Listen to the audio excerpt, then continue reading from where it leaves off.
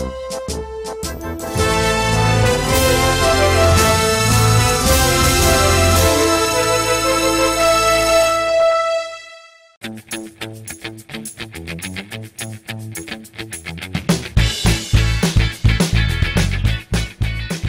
်္ဂလာပါကျွန်တော်ကဆရာစီတူထပ်ပါကျွန်တော်တို့အခုပထမဦးဆုံးအနေနဲ့ဒီ language အကြောင်းပေါ့နော် unit 1ရဲ့ language အကြောင်းကြည့်ကြည့်အောင်အဲ့တော့ဒီ language ဆိုတာကဘာလဲเนาะဘာသာစကားဆိုတာဘာလဲသူနဲ့ပတ်သက်ပြီးတော့ဘယ်လိုရွေချက်တွေနဲ့သုံးသလဲဆိုတာကိုကျွန်တော်တို့အသေးစိတ်မကြည့်ခင်မှာဟောဒီ pre-reading လို့ခေါ်တဲ့အကျိုးဖတ်ရှုခြင်းအကြောင်းလေးကိုကြည့်ကြည့်အောင် Okay အဲ့တော့ဒီမှာမေးခွန်းလေးစုစုပါပေါ့နော် there are all together 4 questions မေးခွန်း 4 ခုရှိပါတယ်အဲ့ဒါလေးတွေကိုကျွန်တော်တို့ကြည့်ကြည့်အောင် The first question is what is language ဘာသာစကားဆိုတာဘာလဲဘာသာစကားကိုကျွန်တော်တို့ဘယ်လိုသဘောရလဲဘယ်လိုမျိုးနားလည်ထားသလဲအဲ့ဒီနားလည်တဲ့အတိုင်းကိုကိုယ်တိုင်လည်းပြောကြည့်ပါเนาะပြီးတဲ့အခါမျိုးတိုင်းစဉ်းစားကြည့်ပါဒါဆိုရင် language အကြောင်းကိုတစ်ခုခုတော့ပြောပြီးသားဖြစ်သွားမှာပေါ့ Okay the next question is what do we use it for what do we use it for ကျွန်တော်တို့ကအဲ့ဒါကိုဘာအတွက်သုံးတာလဲဒီနေရာမှာ extra language ဆိုလို့ရတယ်เนาะ language ကိုဘာအတွက်သုံးတာလဲ Okay the third question is what does language do for us ဘာသာစကားကကျွန်တော်တို့အတွက်ဘာလုပ်ပြီးသလဲ Okay the last question is what would our life be like without language ဘာသာစကားမရှိဘူးဆိုရင်ကျွန်တော်တို့ရဲ့ဘဝကဘယ်လိုဖြစ်မလဲ Okay အဲ့တော့ဒီမေးခွန်းလေးတွေကိုဖြေကြည့်မယ်ဆိုရင်ကျွန်တော်တို့ဘာသာစကားနဲ့ပတ်သက်ပြီးတော့အတိုင်းအတာတစ်ခုထိနားလည်သွားမယ်လို့ထင်ပါတယ်အဲ့တော့ဒီလိုမျိုးလေးပြောတဲ့အခါမှာစာဖတ်လိုက်တဲ့အခါမှာပို့ပြီးတော့နားလည်သွားမှာပေါ့နော်အဲ့တော့စာလေးကိုကြည့်ကြည့်အောင်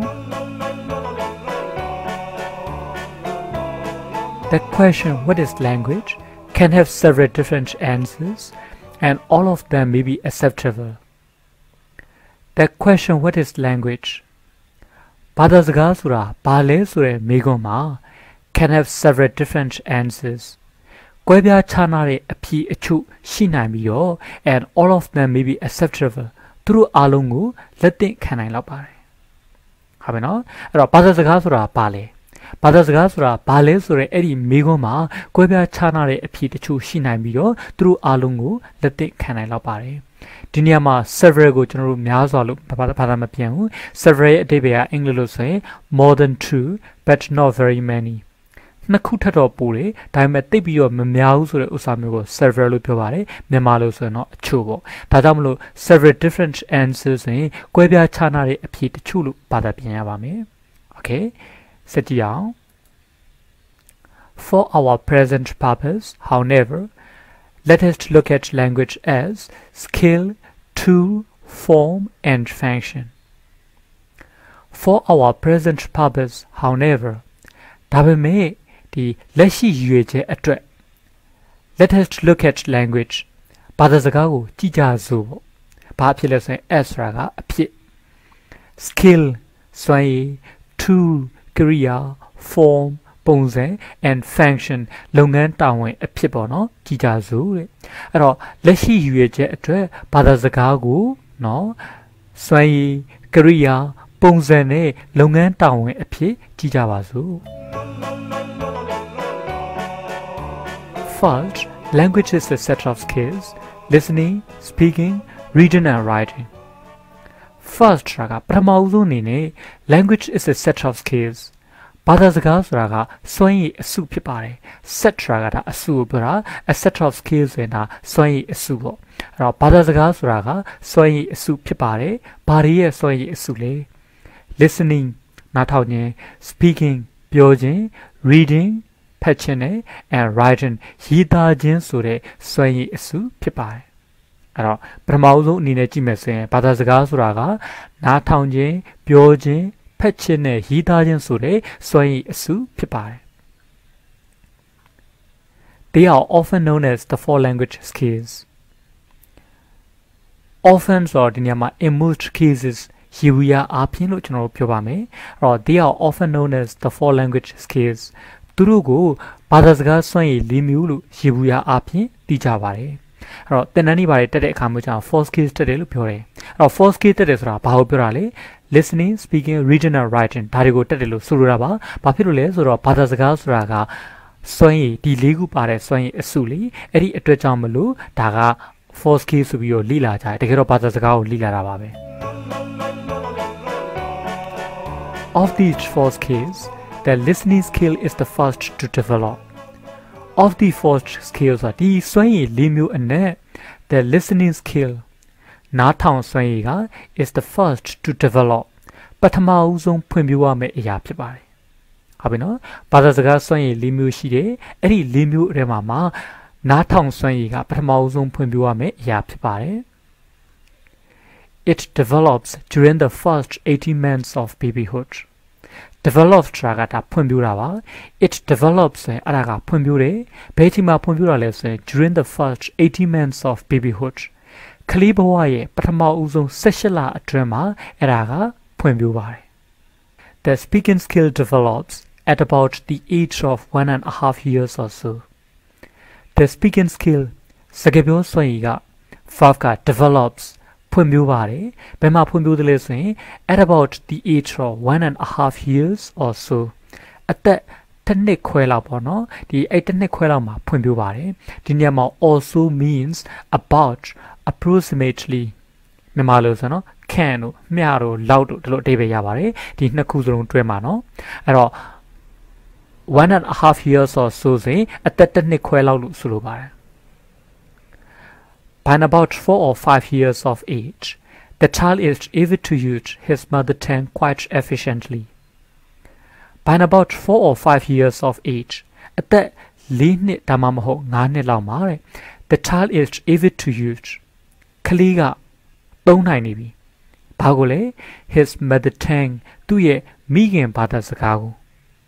quite efficiently ဆိုတာတော်တော်ကျွမ်းကျင်ကျင်ပေါ့နော်အဲ့တော့ပြန်ပြောရမယ်ဆိုရင်ဒီအသက်ပေါ့နော်4နှစ်ဒါမှမဟုတ်5နှစ်လောက်မှာဒီကလေးကသူ့ရဲ့မိခင်ဘာသာစကားကိုအတော်ကျွမ်းကျင်ကျင်သုံးနိုင်နေပါပြီ It is only when the child goes to school that he or she learns to read and write. ဒီညမှာ it is that ဒီလိုမျိုးသုံးတဲ့ဥစ္စာမျိုးကိုလေးနဲ့စီခြင်းလို့သုံးတဲ့ပုံစံမျိုးလို့ဆိုလိုပါတယ် emphatic pattern လို့ခေါ်ပါတယ်အဲ့တော့သူပြောချင်တာကတော့ it is only when the child goes to school ဒီကလေးကျောင်းတက်တဲ့အခါမှာပေါ့နော် that he or she learns to read and write သူဒါမှမဟုတ်သူမကစာဖတ်တတ်ဖို့စာရေးတတ်ဖို့ဒါကိုသင်ယူပါတယ်အဲ့တော့ရိုးရိုးဝတ်ချနဲ့ပြောရမယ်ဆိုရင် when the child goes to school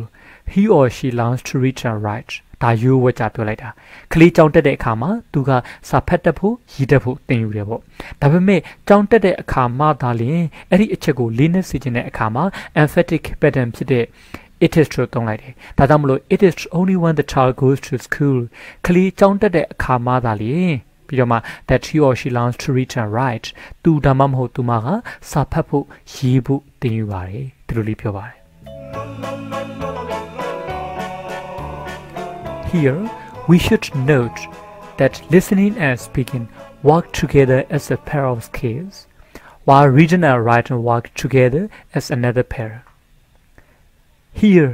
ဒီနေရာမှာ we should note ကျွန်တော်တို့ကဂရုပြုသင့်ပါတယ်။ဘယ်အချက်ကိုဂရုပြုသင့်တာလဲ that listening and speaking work together as a pair of skills. Listening and speaking နားထောင်တာနဲ့ပြောတာက work together အတူတူအလုပ်လုပ်တာပေါ့နော် as a pair of skills စွမ်းရည်အစုံလိုက်အနေနဲ့အလုပ်လုပ်တယ် okay နားထောင်တာနဲ့ပြောတာနဲ့ကစွမ်းရည်အစုံလိုက်အနေနဲ့အလုပ်လုပ်တယ်ဒါဆိုနောက်ထပ် skill နှစ်ခုကျန်တယ်နော် while reading and writing စာဖတ်တာနဲ့စာရေးတာက work together as another pair အခြားစွမ်းရည်အစုံလိုက်အနေနဲ့အလုပ်လုပ်တယ်အဲ့လိုအလုပ်လုပ်တာကိုကျွန်တော်တို့ကဂရုပြုသင့်ပါတယ်ဟုတ်ပြီနော်အဲ့တော့အကုန်ပေါင်းပြီးပြင်ပြောမယ်ဆိုရင်ဒီနေရာမှာနားထောင်တာနဲ့ပြောတာတွေကစွမ်းရည်အစုံလိုက်အနေနဲ့အလုပ်လုပ်ပြီးတော့စာဖတ်တာနဲ့စာရေးတာကတခြားအစုံလိုက်အနေနဲ့အလုပ်လုပ်တာကိုဂရုပြုသင့်ပါတယ်အဲ့တော့ဖြည့်ဆွတ်ပြီးတော့ပြောရမယ်ဆိုရင်ကျွန်တော်တို့စကားပြောတတ်ချင်သလားမြန်မြန်နားထောင်ဖို့လိုပါတယ် စာရေးတတ်ချင်လားများများဖတ်ဖို့လိုပါတယ်ဘာဖြစ်လို့လဲဆိုတော့နားထောင်တာနဲ့ပြောတာနဲ့ကစွမ်းရည်တစ်စုံစာဖတ်တာနဲ့စာရေးတာကနောက်ထပ်တစ်စုံတခြားတစ်စုံအဲ့လိုဖြစ်တဲ့အတွက်ကြောင့်မို့တစ်ခုခုဘက်ပဲ့ပြီးတော့လုပ်နေလို့မရပါဘူးဒါလေးသဘောပေါက်စေချင်ပါတယ်နော်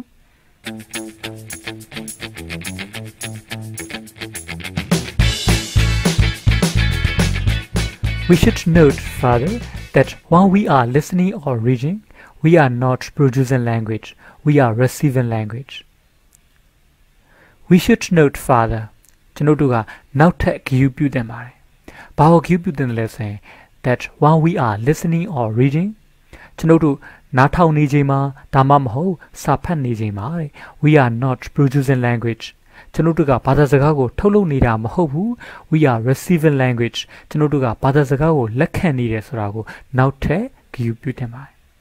ပထမတစ်ချက်ဂရုပြုသင့်တဲ့ဥစ္စာကနားထောင်တာနဲ့ပြောတာဖတ်တာနဲ့ရေးတာဒါတွေကစွမ်းရည်အစုံလိုက်အနေနဲ့အလုပ်လုပ်တဲ့ဆိုတာကိုဂရုပြုသင့်တယ်ဒါတစ်ချက်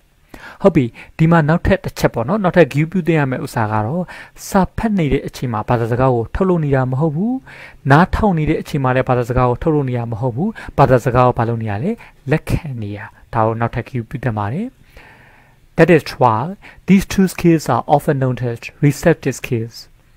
That is why ဆိုတာဒါကြောင့်မလို့ these two skills ဒီဘာသာစကားစွမ်းရည်နှစ်မျိုးကို are often known as receptive skills လက်ခံပြစွမ်းရည်လို့ရေဘူးရအားဖြင့်တည်ကြပါတယ် often အရှိမပြောခဲ့တယ်နော် in most cases ရေဘူးရအားဖြင့်လို့အဓိပ္ပာယ်ရပါတယ်ဒါကြောင့်မလို့ဒီဘာသာစကားစွမ်းရည်နှစ်မျိုးကိုလက်ခံပြစွမ်းရည်လို့ရေဘူးရအားဖြင့်တည်ကြပါတယ် While we are speaking or writing however we are producing language While we are speaking or writing however ဒါပေမဲ့ကျွန်တော်တို့စကားပြောနေတဲ့အချိန်မှာဒါမှမဟုတ်စာရေးနေတဲ့အချိန်မှာ we are producing language ကျွန်တော်တို့ကဘာသာစကားကိုထုတ်လုပ်နေတာပါ Thus speaking and writing are often known as productive skills See the diagram below That's true ဒါကြောင့် speaking and writing စကားပြောတာနဲ့စာရေးတာကို are often known as productive skills ထုတ်လုပ်တဲ့စွမ်းရည်လို့ရေဘူးရအားဖြင့်သိကြပါတယ် See the diagram below ဆိုအောက်ကပုံကိုကြည့်ပါကျွန်တော်ပုံလေးကြည့်ကြည့်အောင်ဒါ language skills တွေထဲမှာနှစ်ခုရှိမယ် receptive skills နဲ့ productive skills အဲ့တော့ listening လုပ်နေတဲ့အချိန်မှာ reading လုပ်နေတဲ့အချိန်မှာဘာသာစကားကိုထုတ်လုပ်နေရမဟုတ်ဘူးလက်ခံနေရပါ we are not producing the language we are receiving the language so these two skills are called receptive skillsဘာသာစကားတွေကိုလက်ခံနေရမလို့သူတို့ receptive skills လို့ခေါ်တယ် but while we are speaking or writing we are producing the language so they are called productive skills ဒါကျွန်တော်တို့စကားပြောနေတဲ့အချိန်မှာဒါမှမဟုတ်စာရေးနေတဲ့အချိန်မှာတော့ကျွန်တော်တို့ဘာသာစကားကိုထုတ်လုပ်နေရလေဒါကြောင့်မလို့ဒီ skill နှစ်ခုကို productive skills လို့ခေါ်ပါတယ်အဲ့လို diagram လေးနဲ့ပြောလိုက်တဲ့အခါမှာခုနကစာရီအများကြီးကိုလွယ်လွယ်ကူကူနဲ့မှတ်မိသွားတာပေါ့ Second language is a tool for communication Second ဒုတိယအနေနဲ့ language is a tool for communication ဘာသာစကားကဆက်သွယ်ဖို့အတွက်ကိရိယာဖြစ်ပါတယ် This means that we use language to speak to someone or to write to someone This means ဆိုလိုတာကပေါ့နော် that we use language ကျွန်တော်တို့ကဘာသာစကားကိုသုံးပါတယ်ဘာလို့ဖို့အတွက်သုံးလဲဆိုရင် to speak to someone တစ်စုံတစ်ယောက်ကိုစကားပြောဖို့ or try to someone ဒါမှမဟုတ်ဒီတစုံတစ်ယောက်စီကိုပေါ့နော်တယောက်စီကိုစာရေးဖို့အတွက်ကျွန်တော်တို့သုံးကြပါတယ်အဲ့တော့ဆက်သွယ်ဖို့အတွက်ကိရိယာဆိုလိုတာကတယောက်ကိုစကားပြောဖို့ဒါမှမဟုတ်တယောက်စီကိုစာရေးဖို့အတွက်ကျွန်တော်တို့သုံးတာပေါ့ဒါကြောင့်မလို့သူ့ကိုဒါ tool for communication ဆက်သွယ်ဖို့အတွက်ကိရိယာလို့ကျွန်တော်တို့ပြောနိုင်ပါတယ်ဒါဘာသာစကားကိုပြောတာပေါ့နော် Okay To speak, we used vocal symbols. To write, we used written symbols. To speak, ပြောဖို့ဆိုရင် we used vocal symbols. ကျွန်တော်တို့ကအတန်သင်္ကေတတွေကိုသုံးရပါတယ်. To write, စာရေးဖို့အတွက်ဆိုရင် we used written symbols. ကျွန်တော်တို့ကအရေးသင်္ကေတတွေကိုသုံးရပါတယ်. What is interesting here is that when we speak, we use gestures such as movement of our arms, hands, head, and also facial expressions to help the listener understand us better. What is interesting here? ဒီနေရာမှာစိတ်ဝင်စားစရာကောင်းတာကတော့ is that when we speak ကျွန်တော်တို့စကားပြောတဲ့အခါမှာ we use gestures ကျွန်တော်တို့ကလက်ဟန်ချေအမူအရာတွေကိုသုံးတယ်။ဘာတွေလိုမျိုးလဲ such as movement of our arms ကျွန်တော်တို့လက်မောင်းတွေ hands လက်တွေ head ခေါင်းအဲ့ဒါဒီရဲ့လှုပ်ရှားမှုဟုတ်ပြီနော်အဲ့လိုမျိုးလှုပ်ရှားမှုတွေလှုပ်ရှားမှုနဲ့ and also facial expressions ပြီးတော့မျက်နှာအမူအရာတွေလိုမျိုးနော်ဒီလက်ဟန်ချီရန်အမူအရာတွေကိုကျွန်တော်တို့ကနေပြီးတော့သုံးပါတယ်ဘာလို့ဖို့အတွက်သုံးတာလဲဆိုရင် to have the listener understand us better နားထောင်သူတွေကျွန်တော်တို့ကိုပို့ပြီးတော့နော်ကောင်းကောင်းနားလည်စေဖို့အတွက်ပို့ပြီးတော့ကောင်းမွန်စွာနားလည်စေဖို့အတွက်ကျွန်တော်ဒါတွေကိုသုံးပါတယ်ပြန်ပြောရမယ်ဆိုရင်ဒီနေရာမှာစိတ်ဝင်စားစရာကောင်းတာကတော့ကျွန်တော်တို့စကားပြောတဲ့အခါမှာကျွန်တော်တို့ကနားထောင်တဲ့သူကိုပို့ပြီးတော့ကောင်းမွန်စွာနားလည်စေဖို့အတွက်နော်ကျွန်တော်တို့ရဲ့လက်မောင်းတွေလက်တွေခေါင်းတွေအဲ့ဒါတွေရဲ့လှုပ်ရှားမှုတွေနဲ့ and also facial expressions ဆိုတာဒီမျက်နှာအမူအရာတွေလိုမျိုးပေါ့နော်လက်ဟန်ချီရဲ့အမူအရာတွေအင်္ဂလိပ်လိုပြောမှဆိုရင် gestures တွေကိုကျွန်တော်တို့သုံးရပါတယ်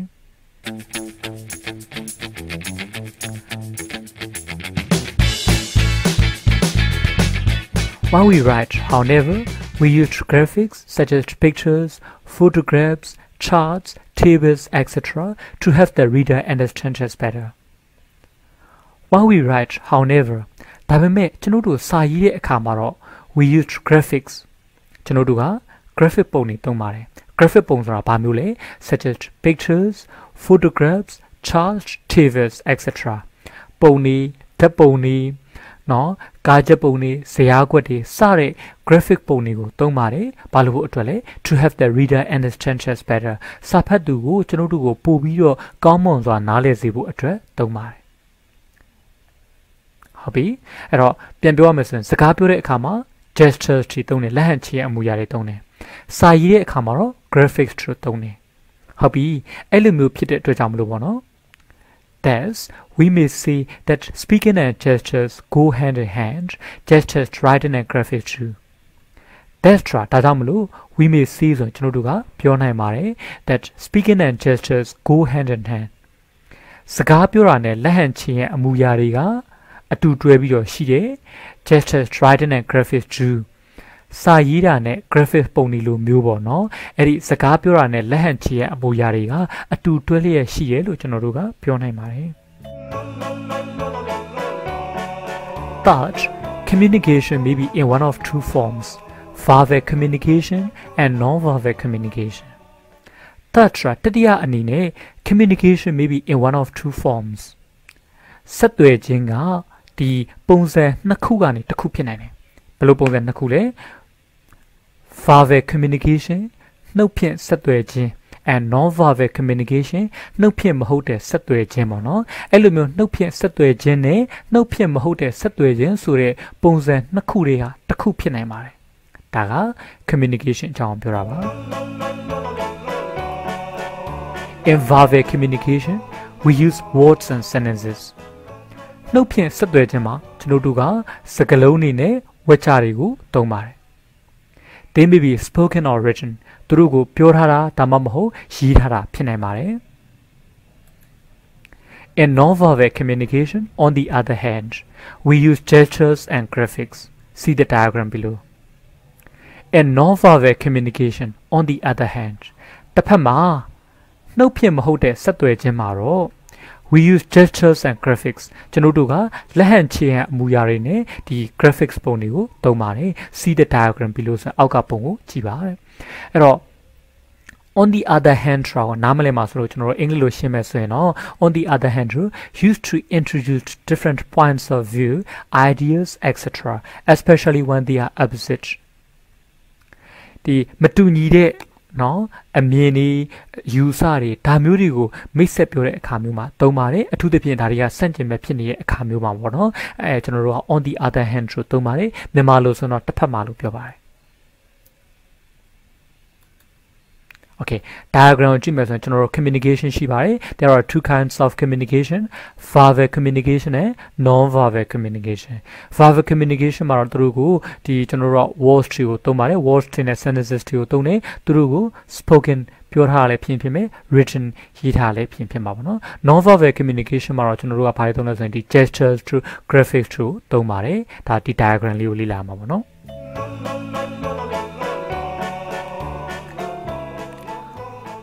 Fourth, we use language to have it perform many social functions, which are very much part of our day-to-day life.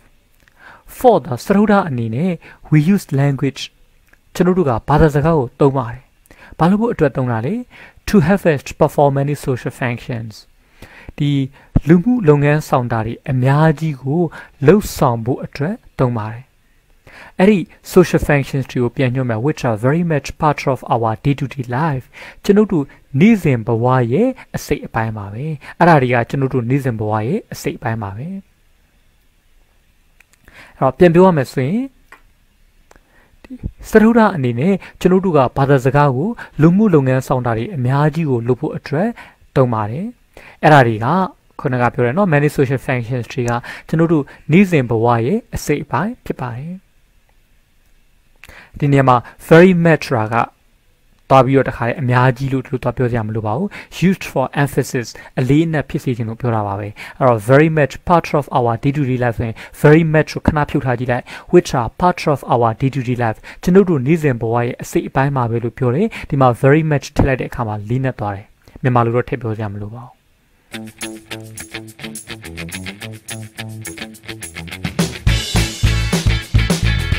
This means that we use language. ဆိုလိုတာကတော့ကျွန်တော်တို့ဘာသာစကားကိုသုံးတာက to greet or to bid farewell. To greet နှုတ်ခွန်းဆက်ဖို့ or to bid farewell ခွဲခွာကန်ဒီနှုတ်ဆက်စကားပြောဖို့ပေါ့ဒီလိုမျိုးတွေမှာသုံးပါတယ် such as hello bye bye see you later နောက်မှတွေ့မယ်စသဖြင့်နှုတ်ခွန်းဆက်ဖို့ဒါမှမဟုတ်ခွဲခွာကန်ဒီနှုတ်ဆက်စကားပြောဖို့အတွက်သုံးပါတယ်To pass on information, such as the film last evening was very exciting. I believe Dick failed the exam, etc. To pass on information, the lesson can be such as the film last evening was very exciting. Many Yanika, Yushinkaga, Dick Philusha Kauni, the Lumupian lesson can be. Odamo, I believe Dick failed the exam, etc. Dick has somewhere targeted Luciano Yoni, Sati Piemono, the Lumupio Tratone. Okay. To ask someone a question or two, such as, how are you? Have you done your homework, etc.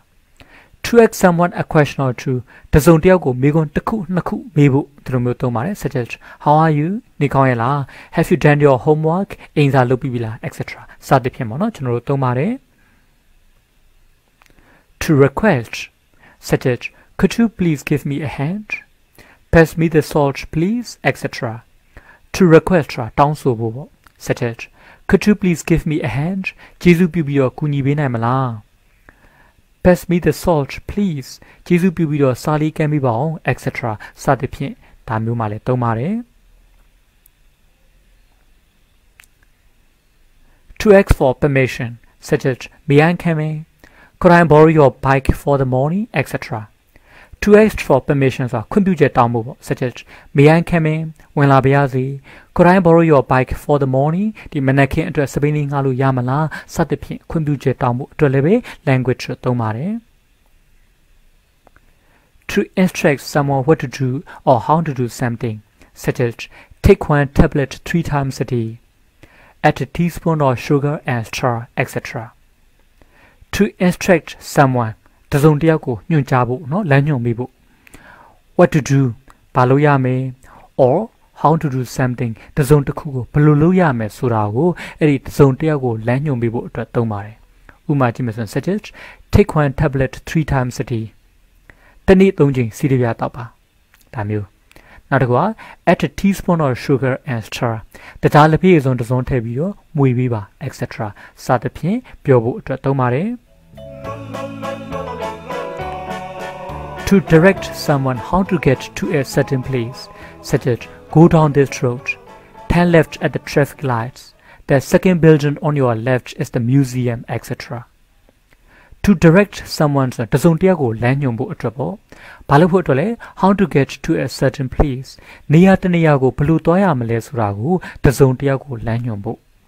such as go down this road, turn left at the traffic lights, the second building on your left is the museum, etc.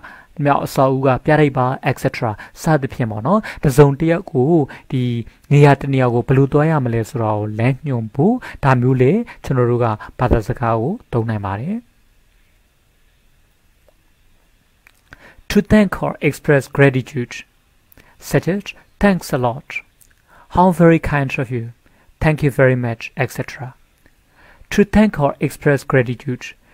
ကျေးဇူးတင်စကားပြောဖို့ပေါ့နော်ဒါမှမဟုတ်ကျေးဇူးတင်ကြောင်းဖော်ပြဖို့ such as thanks a lot ကျေးဇူးအများကြီးတင်ပါတယ် How very kind of you ခင်ဗျားကသိချင်တာပဲ Thank you so much ခင်ဗျားကိုကျေးဇူးအများကြီးတင်ပါတယ်စသဖြင့်ပေါ့မြန်မာလိုပြောတဲ့အခါမှာတော့စီလီအောင်ပြောထားတာပါကိုလည်းကိုကြိုက်သလိုပြောလို့ရပါတယ် To respond to words of thanks and gratitude, such as the pleasure is mine, please don't mention it, you are most welcome, etc. Respond ဆိုတာကတုံ့ပြန်ပြောတာပါ To respond to words of thanks and gratitude ကျေးဇူးတင်စကားတွေကိုတုံ့ပြန်ပြောကြဖို့ပေါ့ such as the pleasure is mine ရပါတယ် Don't mention it mention ဆိုတာပေါ်ပြတာပေါ့နော်ပြောမနေနဲ့ပေါ်ပြမနေနဲ့ပေါ့မြန်မာလိုဆိုတော့ပြောစရာမလိုပါဘူးဗျာYou are most welcome သိရပါတယ်တယောက်က thank you လို့ပြောရင်ကျွန်တော် you are welcome you are most welcome စသဖြင့်ပြောတယ်မလားဒီလိုမျိုးကျေးဇူးတင်စကားတွေကိုတုံ့ပြန်ပြောကြဖို့အတွက်လည်းပဲသုံးနိုင်ပါတယ်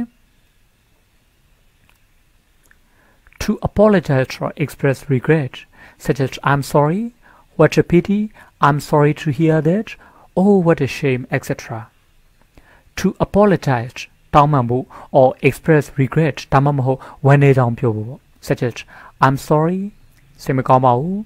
what a pity စိတ်မကောင်းစရာပဲเนาะ pity တလုံးနဲ့ပြောမယ်ဆိုတော့ဒါတနာစရာကောင်းတော့လို့ဖြစ်မယ်တနာစရာပေါ့เนาะဒါနဲ့ what a pity ဆိုတာဒါစိတ်မကောင်းစရာပဲလို့ပြောတာပါတနာစရာပဲလို့ပြောတာမဟုတ်ပါဘူး I'm sorry to hear that ဒါကြားရတာစိတ်မကောင်းပါဘူး Oh what a shame Oh ဝမ်းနည်းစရာပဲပေါ့နော်စသဖြင့်ပြောပါတယ်အဲ့တော့ဒီမှာ shame ကတလုံးနဲ့ပြောမယ်ဆိုရင်ရှက်တာပါ Oh what a shame ဆို Oh ရှက်စရာပဲလို့ပြောတာမဟုတ်ပါဘူး Oh ဝမ်းနည်းစရာပဲဒီလိုမျိုးပြောတာပါရမယ်နော်အဲ့လိုမျိုးတောင်းပန်မှုဒါမှမဟုတ်ဝမ်းနည်းကြောင်းပြောဖို့အတွက်လည်းပဲကျွန်တော်တို့က language သုံးနိုင်ပါတယ် To agree or disagree such as Yes that's right Of course Sorry, I can't accept that. I'm afraid you are quite wrong there, etc. To agree, the board do jang, or disagree, the board do jang pyo, such as,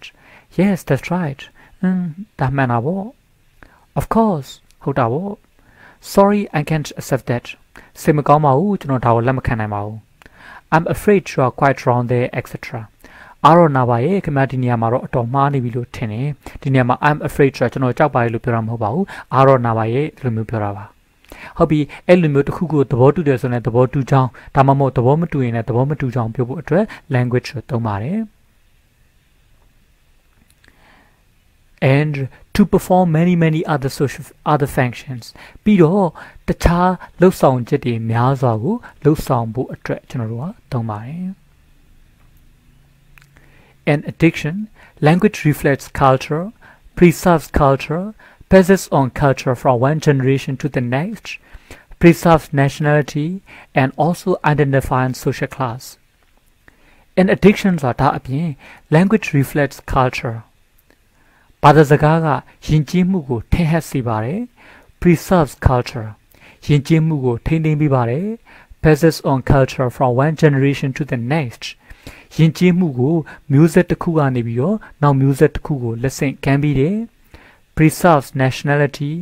လူမျိုးကိုထိန်းသိမ်းပြီးတယ် and also identifying social class ပြီးတော့လူမှုအဆင့်အတန်းကိုလည်းခွဲခြားစိစစ်ပေးပါတယ်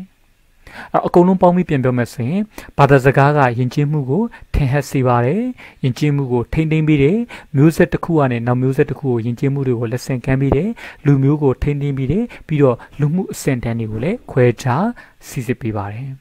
ဒါဆိုရင်ကျွန်တော်တို့ဘာသာစကားကို